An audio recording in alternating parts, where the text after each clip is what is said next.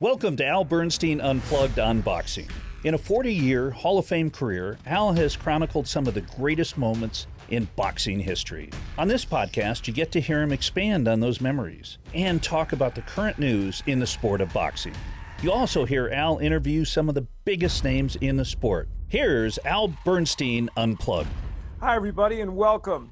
I think this is going to be a very fun episode. We've got Raul Marquez visiting with us, the former 154-pound world champion, and of course, an excellent broadcaster who is now a member of the Showtime broadcasting team, does the Showbox series, and also does our Showtime Championship Boxing series in Spanish for our Spanish broadcast. And he's a wonderful, wonderful guy, and we're going to get to visit with him later on.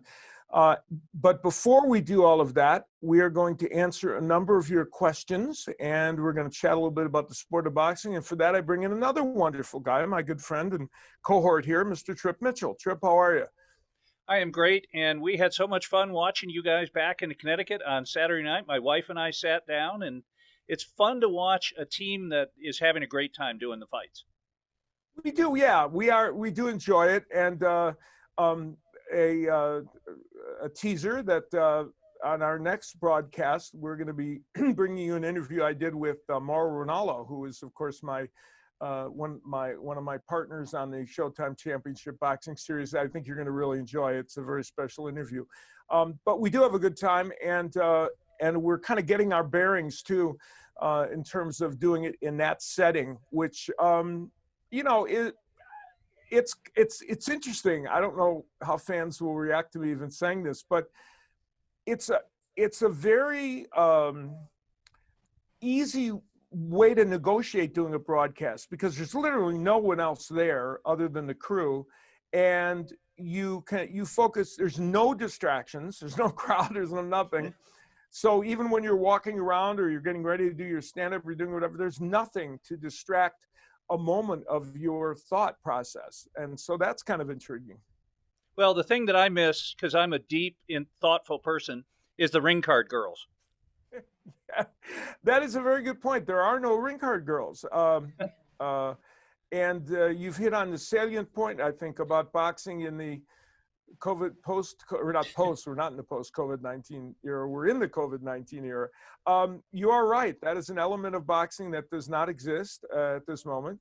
And we can always hope. It took an intellectual like you to recognize that, Tripp.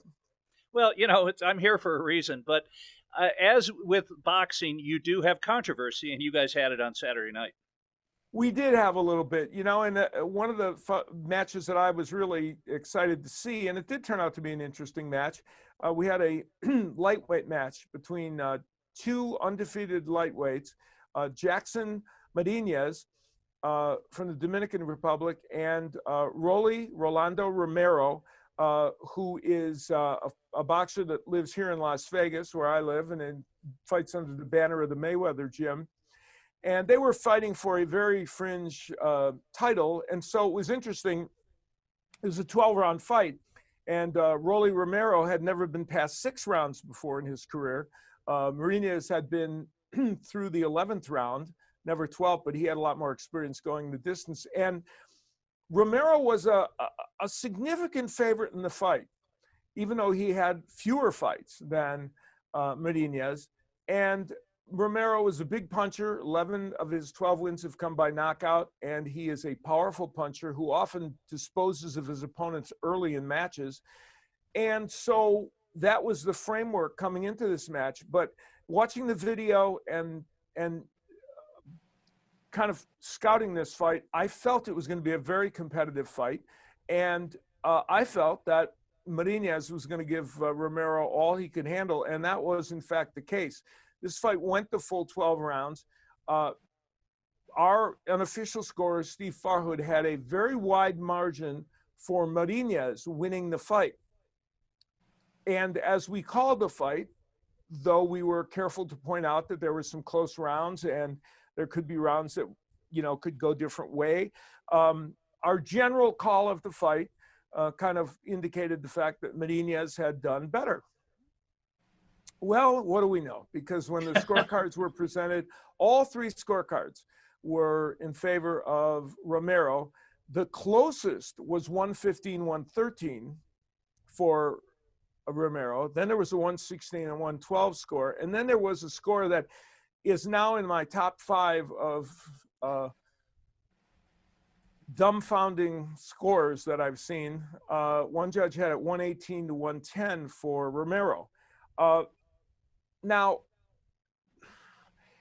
Marinez, who's a very good boxer, is not a big power puncher, and I don't know that he ever hurt Romero in the fight, but I don't know if Romero, who's a big power puncher, ever hurt Marinez. So while some of his punches may have looked like they were more powerful, there was no evidence of that, and certainly Marinez didn't go down.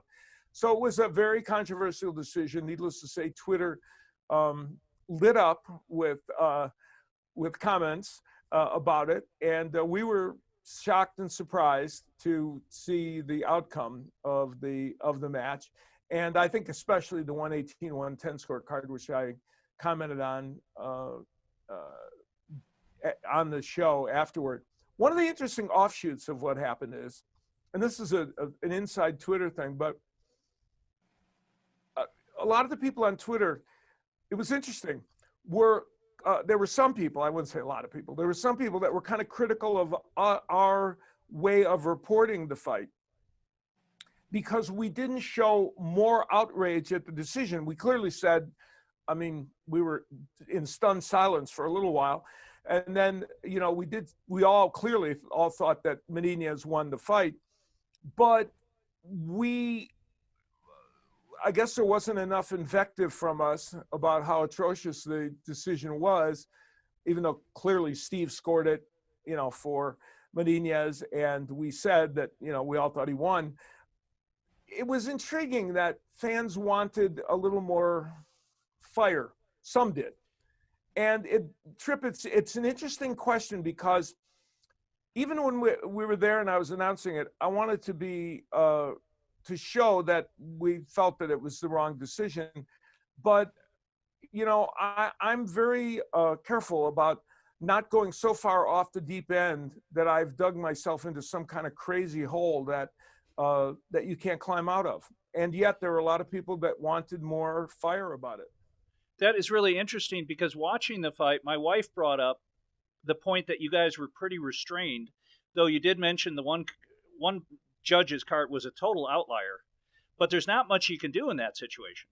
The commission is upset. Yeah, and the WBA, which was the one that sanctioned this bout, and why it was for any kind of title, I don't know. It was just, it should have just been a match between two good prospects in the lightweight division. WBA has suggested they're going to try and order a rematch because of the controversial nature of the decision. But there isn't anything you can do, and you do demonstrate your distress with what was done, but that's about as far as you can go. Well, Al, I think one of the things I am curious about, though, are what the people are asking us on Twitter, the questions they have for us. I know there's a bunch of them. Yeah, we've got some great ones this week. And so the first question is, what young trainer today is going to be the next Freddy Roach, Emmanuel Stewart, etc.? Who's in the future? And this comes from a big fan of yours, KC. There's a number of good trainers who are making their way in the sport and are doing some great work. Now, this person has arrived as a really excellent trainer, but probably doesn't have the name recognition and superstar status that some of the names that you mentioned. Derek James, who is the trainer of Errol Spence and Jermell Charlo. And of course, he'll be in action in two big pay-per-view cards that are coming up, because Jermell Charlo on September 26th on Showtime pay-per-view. And then in November, I think it's November 21st, Errol Spence in action against Andy Garcia. So he'll have Errol Spence. Derek James has become a really big commodity as a trainer in boxing with those two champions and a number of other fighters as well. So he's a name that you could probably look to for that might ascend to where some of those other people were. And you have great relationships with trainers. Is there one guy that you've loved working with when you know he's got a fighter that you're going to be calling the match that really sticks out for you and makes you happy? Well, there were many, there's been many great trainers, Kevin Cunningham, who I want to get on as a guest here. He's, who is a terrific trainer. He'll be with Erickson Lubin on a fight that we'll have on Showtime on September 19th. And of course, you mentioned some of them like Freddy Roach and so many other, trainers that are just excellent that I enjoy listening to. We had in this past fight, gentleman that was sitting in for standing in for Robert Garcia in Menendez's corner. He delivered you might remember this part. He delivered this amazing, very disciplined soliloquy to Menendez. And afterwards I said, that's the best commentary I've heard all night. And in the last 4 or 5 fights, I said, this guy should be doing commentary with us. It was amazing. He just narrowed it all down in a nutshell what the fight was. And I'm like, okay, that's pretty impressive. So our next question, I want to know your thoughts on the Hagler Leonard, which you were involved with as a commentator, reflecting on a classic fight. Yeah. Now I didn't actually call the Hagler Leonard fight. Strangely enough, I did cover it. I think I covered it for SportsCenter. I can't remember, but I didn't call the fight. But I was there, and that will be debated forever. And I'm one of those people that believes that it was very close. Obviously, I mean, I had the one outlying score from Jojo Guerrero, which will live in infamy. I think it was 118-110 for Leonard, which was, I think, same as what we were just talking about. But I think that I feel like Hagler won by an inch. I would give him a very narrow victory in that fight. And one of the things I hang my hat on is in the punch numbers, and of course that's not the only way you look at a fight, the CompuBox numbers, but he won the battle of the jab. Well, if you're the aggressor and the other guy's the boxer, Sugar Ray Leonard is, and you win the battle of the jab and you land more jabs, I think it's pretty telling that you might have won the fight. And it was very, very close. And by the way, I think Marvin Hagler made a monstrous tactical error by fighting the first, I think, 3 rounds of the fight as a right-hander. I have no idea what that was all about.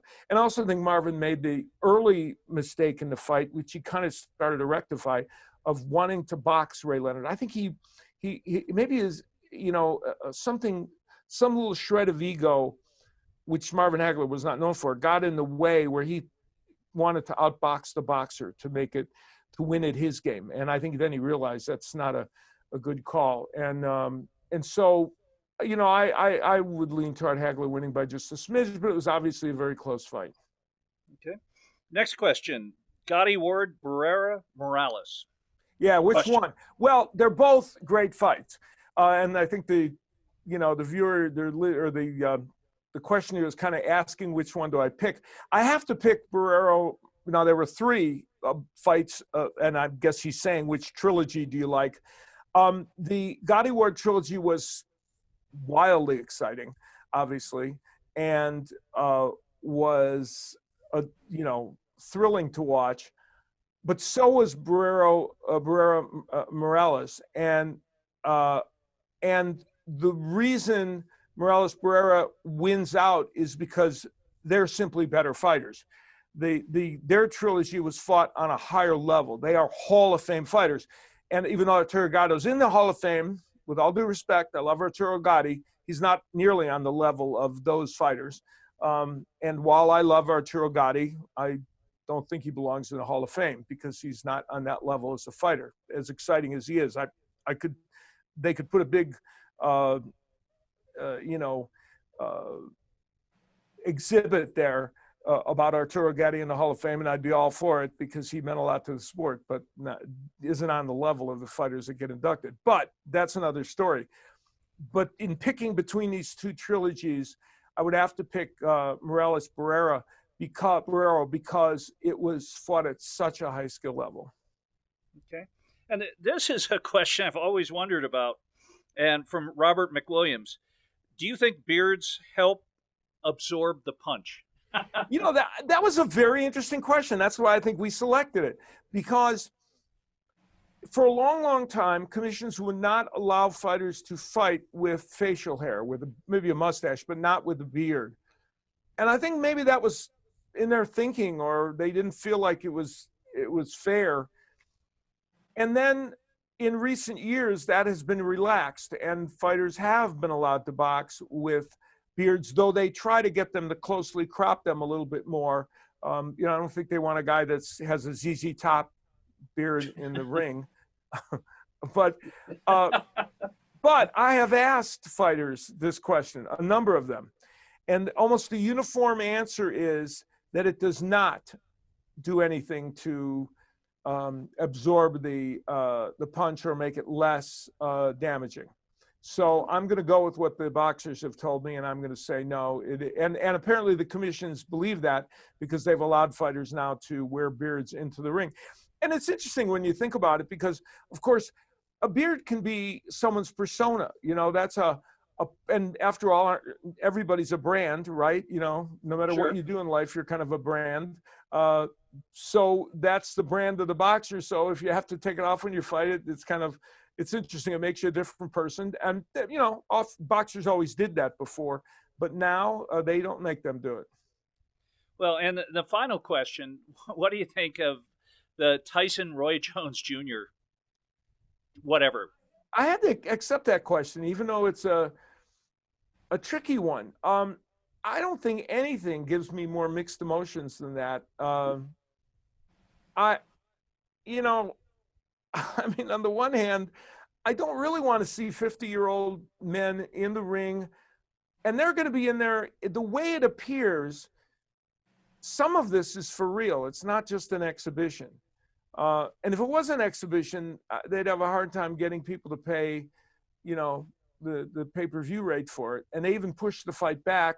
There's even some questions whether Roy Jones will participate, but given them pushing it back. But they've pushed the fight back to November because they want to maximize on the pay-per-view possibility. So it's interesting to me that it's fascinating that it's happening on some levels, but I have many, many misgivings about it. And I would very much hope that it is not something that starts a trend. So I'm hoping that this is not what our future brings on a grand scale in boxing. Now, one of the things I would like to see more of in the future is Raul Marquez broadcasting boxing, and I will see a lot of that as boxing continues to make its comeback after in the midst of the COVID-19 pandemic.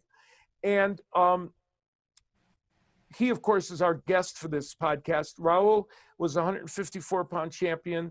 Before that, he participated in the 1992 Olympics.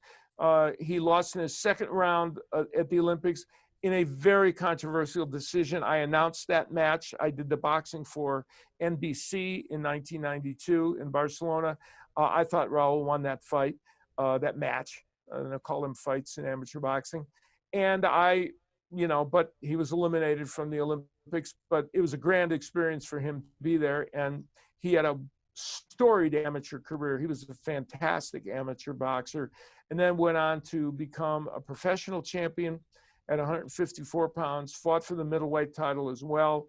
And he has been a great friend and colleague in recent years that I've known him. And I've known Raul since he was in his teens, because I called early fights of his when he was an amateur. And so here is our conversation with Raul Marquez. Raul, it is a delight to talk with you. And I've been looking forward to this because you and I work together, of course, at Showtime Championship Boxing, and we get to visit, but I don't get to share your story with the folks out there like I want to. So this is a good opportunity for me to get to talk to you. Yes, I agree. And, I really appreciate you. And, thank you for having me on. Besides working with Showtime, I've been with Showtime doing the Showbox series, and then I do Showtime Championship Boxing in Spanish. I've been with the company for 8 years now, but me and you go way back. Yeah. If you remember. if you remember. Boy, do we ever. We're going to revisit a little bit of that. In fact, that's kind of where I want to start. When you came to the United States as a very young boy, and first in Chicago, and then you guys settled in Houston. Your dad Arturo was a big boxing fan and into boxing, and he got you involved in amateur boxing. And you rose up the ranks of amateur boxing with hard work and diligence. And if I'm not mistaken, I think the first time we encountered each other was when you won your National Junior Olympics tournament, correct? Actually, no. Well, I did win the National Junior Olympics, but the first time that we did encounter each other was in 1989.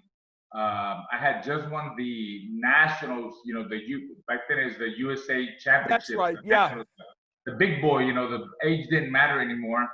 But you covered me in the Olympic Festival in Oklahoma City. The Olympic Festival was the place where we first got, and you of course were at that point making your way toward what would be the U.S. Championships and representing the United States in the Olympic Games. Yeah, actually that year was a big year for me, 1989. It's the first time that I had gone to the Nationals Open Division, and I won the Nationals. And then, like you said, I represented, I made the national team, and I was able to travel on the USA team for 4 years. We traveled all over the world, competing against different countries.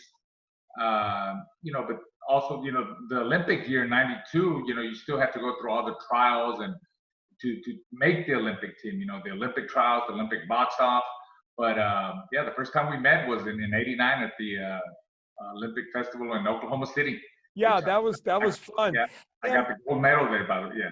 Yeah, you were great in that. And then it was my supreme privilege to do the Olympics in 1992 for NBC when you participated, and you fought very well in the Olympic Games. You lost in the quarterfinals in a very close match, but that Olympic experience for you, I have to think, was very special.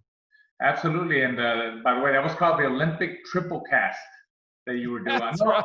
Yeah. Well, no, actually, Bob Pop and Wally Matthews were doing the Olympic triple cast, and you were doing you were covering the Olympics, for NBC, right. I believe. And but yeah, I won 2 fights. I fought David Di Fabian, who recently passed. He was from Nigeria. He came back 4 years later. I always got to tell that story because we fought at 156, and he was a tall guy. He was 6'3", and 4 years later he came back and represented Canada instead of Nigeria, Canada in the Olympic Games as a heavyweight out. Wow, that's amazing. And he got a silver medal, lost in the finals to Felix Sabon, the Cuban Felix Sabon. His name is David. Way up from your weight class, which was in the 150s, right, or 140s? 156. 156. Right. Wow. Yeah. So, anyways, I fought 3 fights. I lost to Orphan Delibas in the quarterfinals in a fight that, it was a close fight. Very close. Even up until the 3rd round, the second half of the 3rd round, that's why I was still ahead. And then I just, all of a sudden, this new computer scoring system, it just went beep, beep, beep, beep. And I lost by, I believe, 5 points or 4 points. Really close. Yeah, the guy that beat me went on to the finals, Orphan Delibas from Amsterdam, Holland, and he got a silver medal. And Juan Lemus, who got the gold medal from Cuba, I had beat like 3 months before the Olympics at the World Challenge. It was a different tournament. It wasn't the Olympics. It didn't have the name of the Olympics, but yeah, just being a part of the Olympic team is something I'll never forget. A lot of us Olympians that were on the team, we keep in touch. Montel Griffin, he's got his own show too. I was just on a show a couple of weeks ago. Larry Donald, Tim Austin, of course, the Golden Boy Oscar de la Hoya, Pepe Riley, Chris Bird. We all keep in touch. You had a great Olympic team. Yeah, we had a good Olympic team, but the biggest memory that I have from that is just, walking in the Olympic ceremonies, the opening ceremonies of the 1992 games in Barcelona, and just, all the countries, the crowd, everybody's roaring. I mean, it's something I'm never going to forget. Very special for sure. And, you, on an emotional level, I would think, even though you would go on to do great things as a pro, and we'll talk about those in a moment or two, your dad, Arturo, you talk about how inspiring he is to you and how he instilled in you the idea of never quitting and going after your goal. I would think that when you got on that world stage, you must have had him in your mind while you were competing. Absolutely. I mean, my dad was there. He was able to go to the Olympics. Back then, after I turned professional, I signed with Lou Duva. So he was there with Lou Duva and my sister, Veronica, who was there. She was 11 years old. She got to go to the Olympic Games, and my mom and my brother stayed back here in Houston at home. But my dad is always very supportive. That's the reason why I got into boxing. My dad was a huge boxing fan, and followed the old fights, old timers back in the Mexican fighters like Ruben Olivares, Carlos Zarate, those type of fighters, Salvador Sanchez. And, my dad was always there for me, pushing me, like when it was time to go work, when it was time to go run, we'll push each other because, he had a day job, and, he'll work from 3 o'clock in the morning to 3 o'clock in the evening. He said, I'm gonna lay down in the living room, I'm gonna take a nap, wake me up in an hour, 2 hours, so we'll go to the gym. So, it was also up to me to wake him up and for him to get up. He was tired, but he would take me to the gym, and we would work, and I could honestly say that I'm proud that I've always, for most of the time, listened to my dad, because everything. None of us listen all the time to our dad, do we? Yeah. He always giving me advice, always being in my ear, telling me, do this, do that, don't mess up. And I'm glad that I did, because, I was a very decorated amateur, I won every tournament you would think of at the Nationals, and, went to the Olympic Games, and I had a great amateur career. Yeah, you were extraordinary as an amateur. And, those stories you told about your dad, that's the side of that people don't realize, parents making that kind of sacrifice for their kids. And I see it in amateur boxing all the time.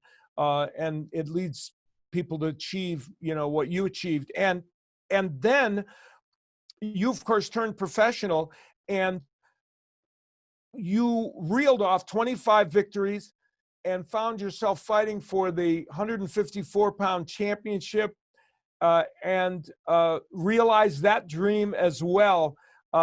You were an entertaining and exciting fighter to watch as a pro. Never did a fan say he didn't get his money's worth out of a Raul Marquez fight. And what did it mean to you to become a world champion? Oh, that was another big accomplishment, for me and my father and all the Marquez family, because it wasn't just my dad, but also my mom. Sure. My mom took meals for me. She was there behind me, even though she didn't attend a lot of the fights, a lot of the amateur fights, and a lot of the pro fights she really didn't attend. But yeah, winning that world title for the vacant world title against Anthony Stevens on ABC, Wildwater Sports. Right. Tropicana Hotel in Las Vegas, Nevada, and in April of 1997. It was, something that we had been working for all our life.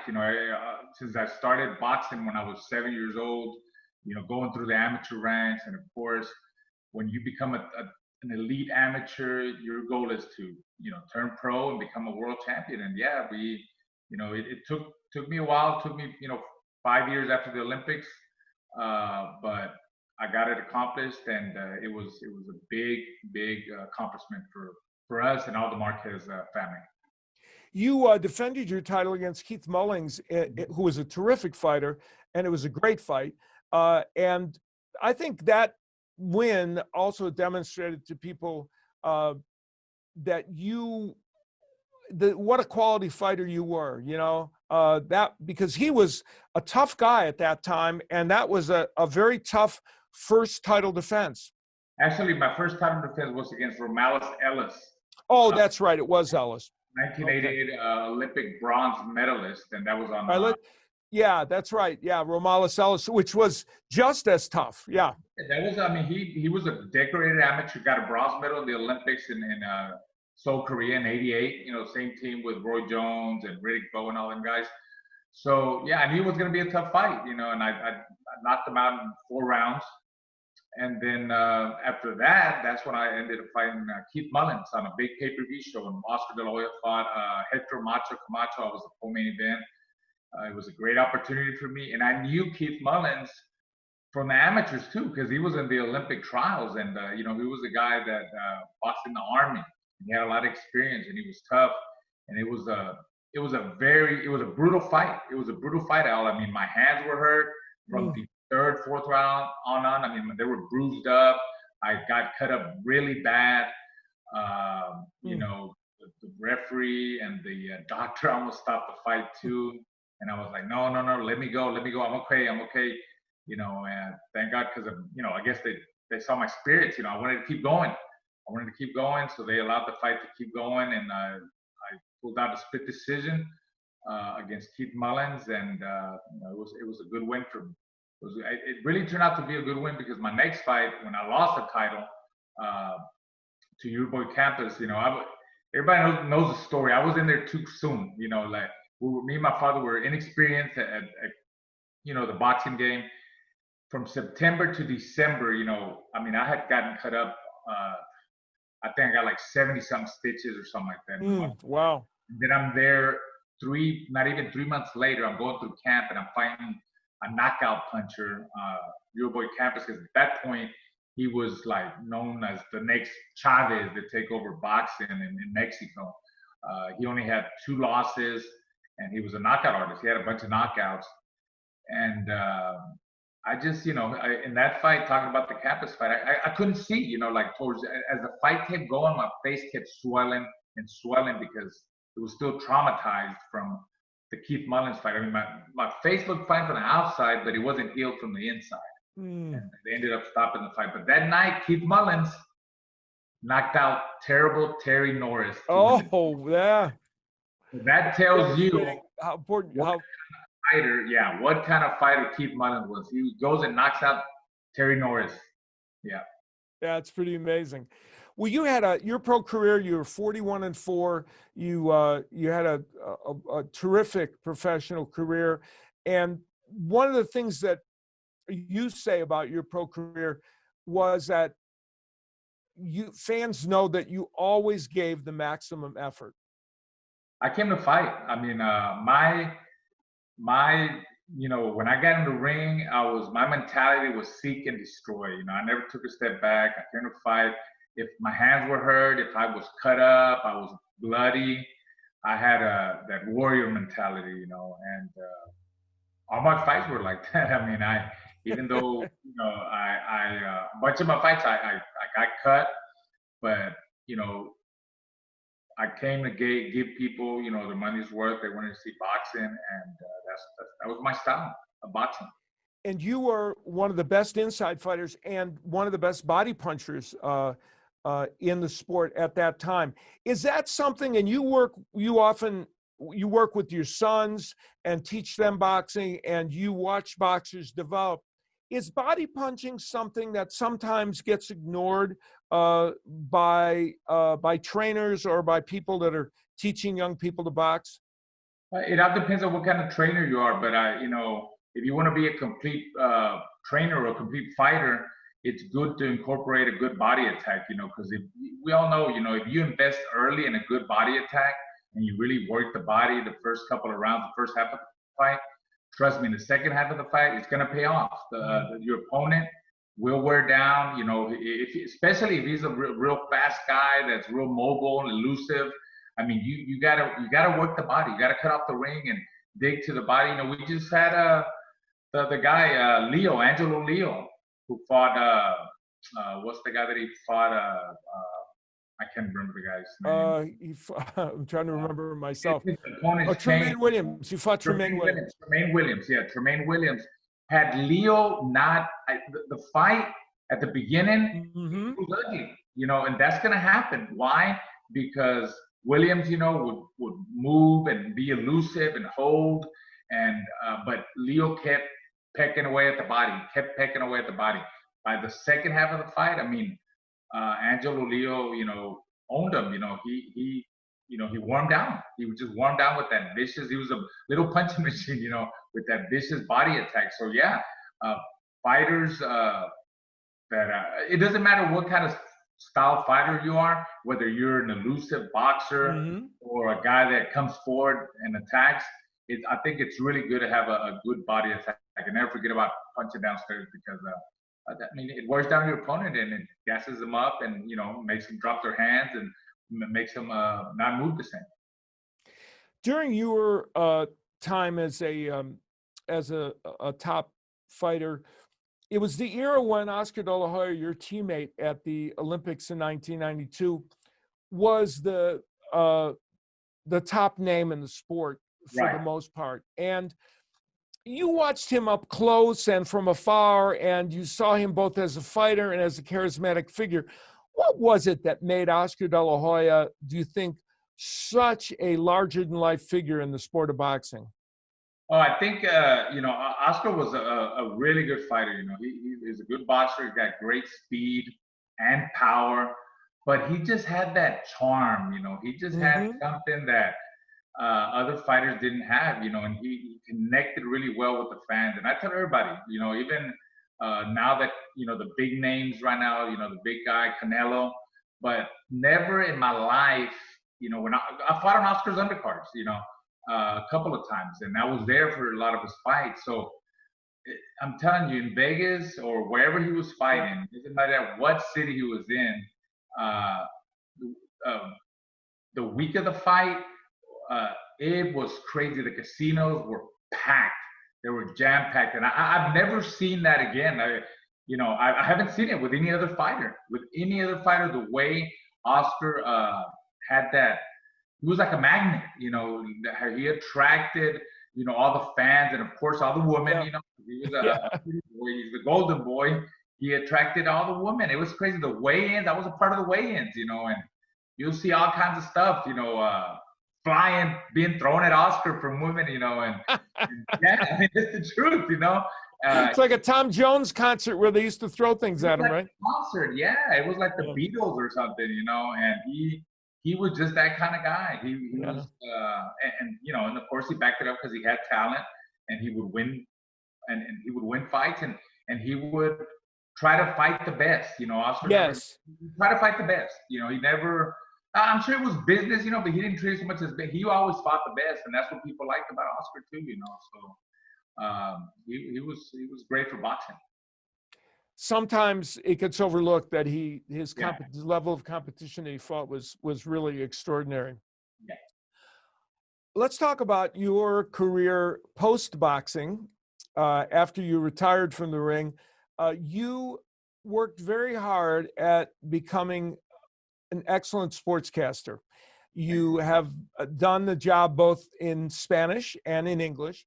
And because of the fact that you take the same attitude toward it that you did into boxing, to work hard at it and do a great job. You have, in fact, done a great job. Did you see it as something that you really needed to work hard at? The first time, I've been doing broadcasting for a long time. My first opportunity, and I know you know the producer, like Enrique Sierra, he shot at, hey, you want to try some broadcasting? That was like in 1996. And it was a fight. I think it was Uruguay Campus that was fighting California in Sacramento. That's ironic. Yeah. I'll try it out. So I that was back then. That was a Telemundo thing, and all through the years, I've worked with different broadcasters. I worked with you before. Recently, we did the Olympic trials. Sure. We did the Olympic trials. Remember, in Louisiana, here, not too far from Houston, and I always knew that. Once I got the ball rolling, and I'm the type of aggressive guy that, hey, if there's any more opportunities, give me an opportunity. I want to try it out. Let's do this. So I did a lot of international calls with the Colonel. I did some with you. I did some Steve Farhood, Barry Tompkins, Rich Murata, Kurt Menefee, and I did NBC boxing, the boxing series with Bob Papa back when Rocky Juarez and Juan Diaz were coming up, so I worked with everybody, like in Spanish and English, Mario Lopez, Ricardo Celis, Alejandro Luna. Now that I do the Spanish. Your partner on Showtime, yeah. Adrian Garcia Marquez, Bernie, Bernardo Osuna, just everybody that we know. We're in the boxing world, so all the broadcasters. So I worked with everybody, and HBO Latino, doing the Spanish, and in 2012, that's when I got the opportunity to do Spanish World Championship, Showtime Championship boxing in Spanish with Alejandro Luna, and I was sitting somewhere in Puerto Rico, I believe. We did a Showtime Championship boxing, and I was talking to David Dinkins, and and I said, man, everybody knew, different people, and I said, I want an opportunity. I want to do something in English. I could do this, maybe Showbox or something. And sure enough, they gave me an opportunity in October of that same year. And then they gave me, I guess I did well, obviously, and they brought me back another show. And then, 2013, I'm on, and now this is 2020, I'm on Showbox. And, it's been great. I mean, working with Barry Tompkins and Steve Farhood, I mean, you can't go wrong. 2 Hall of Famers. I felt like I've learned a lot from them. They teach me a lot. Steve Farhood is like my English teacher, and of course Barry Tompkins is like my mentor. That's another man that's covered me back in the days when you were around with you in the amateurs. So I'm telling you, I'm truly blessed. Life after boxing has been really great for me. Especially as a broadcaster, and then being with the Showtime family. Everybody's great. Can't go wrong. Can't go wrong.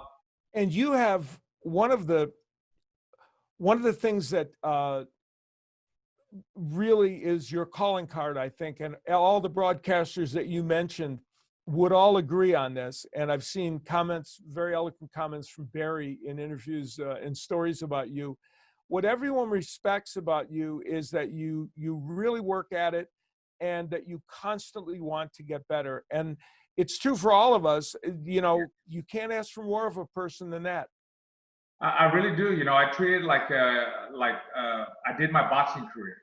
The week of the fight, I zone in. I get married to whoever's the fighters that are gonna fight. I try to learn everything I can about them. Of course, look at videos, look at the bios that Showtime sends us, and I read articles about them. I love to attend the fighter meetings, because it's very important to know what the fighters are thinking and how their camp went, and what kind of game plan they have. So I try to do all that. I try to get involved in all that. It's very important for me. Like, when I do on cameras, on Showbox, and, in Spanish, we do stats, so it's different. But when I do the on cameras, which I've worked with you before on I think you did a Showbox show with me before. Yes. Yes. Showbox. When I do my on cameras, let me tell you, like, I get in front of the camera and I practice, before we do the rehearsal.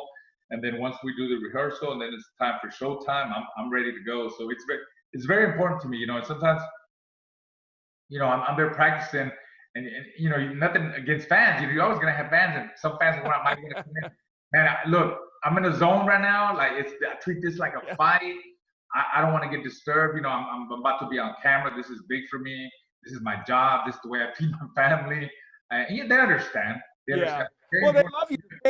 The fans love you, and they want to interact with you. And that's the other part of you as a personality. Somebody tweeted the other day, a fan that maybe wasn't around when you were a fighter tweeted that they went back and looked at some of your fights, and they said, wow, Raul Marquez was a beast in the ring. And they said, I know him as this smiling, wonderful guy that, announces the boxing. And I met him once, and he's so great. And he said, and then he's a beast in the ring. You treat the fans with great respect, and you ingratiate yourself to them. And so that's why they want to be around you. Absolutely. And I retweeted to that fan because you told me when we were on one of the fighter meetings, for the fight, and you told me the story. So I went back and I looked, and I said, my mentality inside the ring was, seek and destroy, but outside the ring, and I'm telling you, I'm a nice guy. You know I am, and You are. really all fighters, it's a lot of love. It's crazy how we go in the ring, and Mm-hmm. we're warriors, but outside the ring, we're all good-hearted people. It's true. The majority of us are. The Yeah. majority of yes. I always say, I've covered athletes in a lot of different sports, and though I've done the majority of my career in boxing, I've covered every sport. And boxers, by a wide margin, are the easiest to deal with and the most fun to interact with. And you are right at the top of that list. Your Showbox shows to me are fascinating because you and Barry and Steve Farhood, Barry Tompkins and Steve Farhood, have what I consider to be almost the perfect chemistry for a three-man announced team. Very tough to have a three-man announced team because there's only so much airtime. Right. And I think the three of you have achieved almost the perfect chemistry. And I know that's something that you all three really pay attention to. Yeah, we do. I mean, we have our own team going, with Gordon Hall and Rich Gahn, our producer, and Rick Phillips, and everybody that's involved. We're all a team. But me and Barry and Steve, besides having the fighter meetings, when we talk to the fighters, then we got a production meeting, and we talk with Rich Gahn and Gordon and stuff. What are we going to talk about on camera? We also have our own meeting. The day of the fight on a Friday, they all come to my room. They come to my room, and we talk. We talk and we talk and we talk, and we figure out this and that, and how does this sound better? Or should we talk about this? Because it's just very important. It's very important for Barry. Barry's a pro. Barry could do whatever. I always joke with Barry. He's like, he covered dog shows. Bobsledding. He always tells me, how do you cover bobsledding? And Barry's like, here they come, here they go. That's Barry Tompkins. So Barry and Steve, we talk about us being on camera, and how important it is for me. It's like I said, going back to the on cameras, it's very important for me to the delivery. When you deliver to the audience, I want to make sure the audience understands, what me as a fighter, my interpretation of what the game plan or what other fighters have to do or what they've done, and just break it down so they'll understand. And then when they're watching the fight and I'm talking about it, they'll be like, oh, that's what Raul said, the guy's doing it or not doing it. So all that is important for us. So I think, and I read about us, and I love it when fans tell us that we're a great team or we're one of the best teams. It shows that people see your work. And I like that. I love to hear that. It motivates me. It makes me even work harder, Al, to even be better. And that's all you want to do. You want to get better. You want to feel more comfortable. And hopefully I'll be doing it for a long time, like how you've been doing it. You would be a fixture in boxing because you are superb at it, and people love you. Your genuine attitude comes across on camera, and you are people know it when somebody's a phony, and you are definitely not. We have a fight coming up.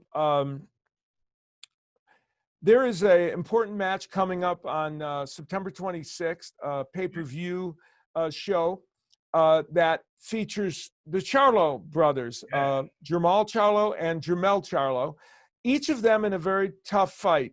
Let's talk about Jermall Charlo first against Sergey Derevchenko. That is a really tough fight for him, and one that I think could be very interesting. Yes, first of all, I want to say, the Charlo brothers, they're here in Houston, so I have a place in my heart for them, because when I used to train at Willie Savannah's gym, who recently passed away, I'm sure you know about Savannah, Juan Diaz, and he was really a good fixture here in Houston for the amateur program. Always motivated kids, got them out of the streets, and to compete in the amateurs. But the Charlo brothers, I look at them as kids, because when I would train there, I remember the two little twin kids walking around, running around, and even though they they never won big tournaments, Al, in the amateurs. You know, they always kept coming back, always kept coming back, you know. So but even back then, I could see the discipline that they had. I said, you know, in an amateur boxing or just in boxing in general, is to, you know, you could be a big, highly decorated amateur, but when you turn pro, if you start, you know,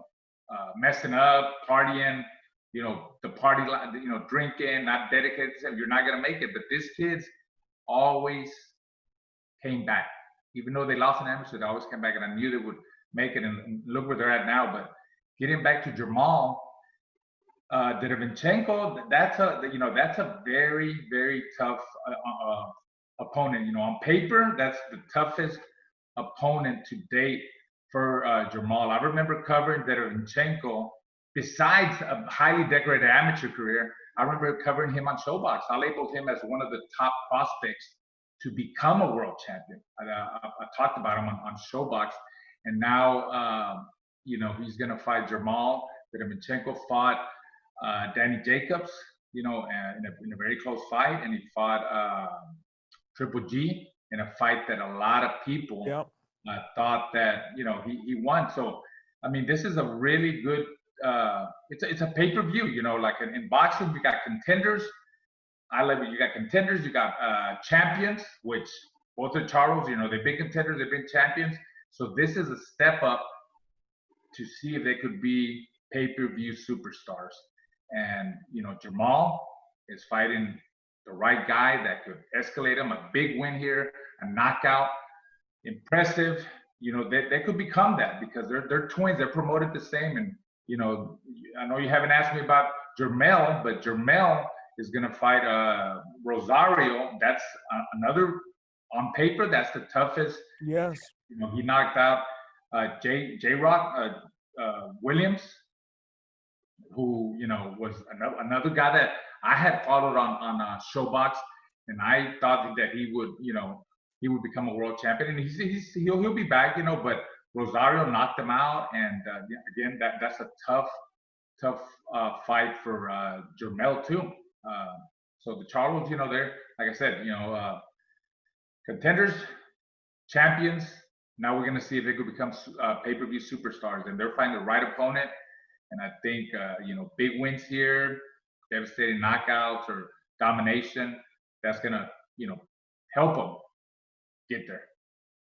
Well, we will see if they can become pay-per-view superstars. I know one thing, you are a star as a broadcaster, and you're a star as a human being as well, Raul. And I am thrilled that I have gotten to cover you over the years and know you and be your colleague as a broadcaster, and I really appreciate you visiting with us. Thank you for having me on, and I look forward to, you know, covering fights on Showtime in Espanol and on Showbox. Make sure everybody tunes in. You know, that's where the best boxing is. Can't go wrong. Showtime boxing. You got it. We got some great boxing there. Raul, thanks very much. Gracias. So that was my chat with Raul Marquez, who, of course, not only was a great boxer, but a great broadcaster as well, Tripp. Well, he does broadcasting both English and Spanish. I'm still learning English, and I'm old. How does he do it? It's one thing to be to have two languages, be multilinguistic, but it's also something to just work on one language, which we're all doing. You're right. But no, you know, it's fascinating. I talk to Raul every once in a while about it, and I have huge respect for people that can do a discipline and do it so well in two different languages, and he does. You know, he does a great job in both, and you know, he's up to the challenge. Well, that's the fun part of the show. You get to check in with people that you've known, and to cover the guy for over 30 years, you have to mention to him that he's getting up there now. It is funny. You're right. I dealt with him when he was, as I say, a teenager, and now he's, you know, Raul is, you know, and is probably in his, I guess, late 40s, and so yeah, it is interesting to see that happen. Yeah, and by the way, that Olympics in '92, It looked like it was the funnest Olympics ever. Was that a great experience for you? Absolutely. You couldn't be more correct. I did one other Olympics in '96 in Atlanta, which was decidedly not as much fun for so many reasons. Number one, we barely showed any boxing, and I announced, dozens and dozens of boxing matches that never saw the light of day. The Atlanta games were fraught with issues, not the least of which was a bombing in the middle of them. And it was very logistically, ironically, it was more challenging logistically in Atlanta than it was in Barcelona. Go figure that one out. And so '92 the Olympics were extraordinary on every single level. Our boxing was right next to where the venue was for the Dream Team and the basketball. And we used to get the basketball players coming over to the boxing, and we'd be sitting with them in our hospitality part. That was where I got to be friends with Karl Malone and John Stockton. And of course, you are a Salt Lake City person, so you're keenly aware of those two gentlemen. And they would come over to the boxing frequently, and they were just great. And I stayed in touch with them for a long time and came up to Jazz games and enjoyed them. Plus, we'd have MJ come over and Magic, and all those people, and it was just great. And then we were a couple times were able to go over and see the basketball. They're not very often, because when you're at an Olympics, you're literally working. During the time that you're working, you are working nonstop. And if you're going to enjoy anything personally, it's going to be much later, although Barcelona was a delightful city. Well, that's fantastic. And I remember watching those games, and it looks magic. So earlier you said that the decision you had on one of the fights on Saturday was your top 5 worst decisions or worst judges. Do you have, can we get an all-star team maybe in a future show of your worst judging decisions? I should do that. I'll have to go back and research a little bit, because this may come as a shock. Sometimes at this point in life, I don't remember everything perfectly. So I'm going to have to go back and research a little, but I'll be able to easily think of a couple that will come to mind quickly, but I'm going to do that. Maybe I'll see if I can put together my top 5 terrible scorecards, and they might be in a fight in which the right person won, but that one just happened to be a terrible card where they had it for the wrong person, or they had a margin for somebody that was absurd. So we'll work on that. Speaking of future shows, our next episode is one that I am going to strongly urge everyone to avail themselves of, because it's really, really fascinating. And we've already done one of the interviews, and I know it's something that's going to be of interest. We have Mauro Ranallo as our guest, my play-by-play partner on Showtime Championship Boxing, and we're also going to have as our guest Jose Ramirez, the very fine 140-pound champion, who is fighting in a very good fight on August 29th against Victor Postol, who is an excellent fighter and will be quite a challenge to him. And that's going to be an ESPN fight that Top Rank's putting on. And we'll have Jose Ramirez, and our show will drop just about 4 days before that fight. So it'll be a nice preview for everybody to get ready for that matchup. So I'm looking forward to, and Tripp, it's funny how you don't get to interact or always interview people. I've realized I've never interviewed Jose Ramirez. And when we were doing the correspondence back and forth, Evan Korn, the PR guy for Top Rank, said, Jose is anxious to do an interview with you. And it's so funny because I realized we never have. Oh, that's fun to do a show like this. And there's some great characters out there, and we've had a lot on the show. That is for sure. And we're going to have a lot more. So I want to thank you, Mr. Tripp, for your fine work, and our thanks to Lee for his excellent work behind the scenes. And we are going to be back with you with our next episode. As I said, it's going to feature Mauro Ranallo and Jose Ramirez, and a lot more of your questions as well. Take care, everybody.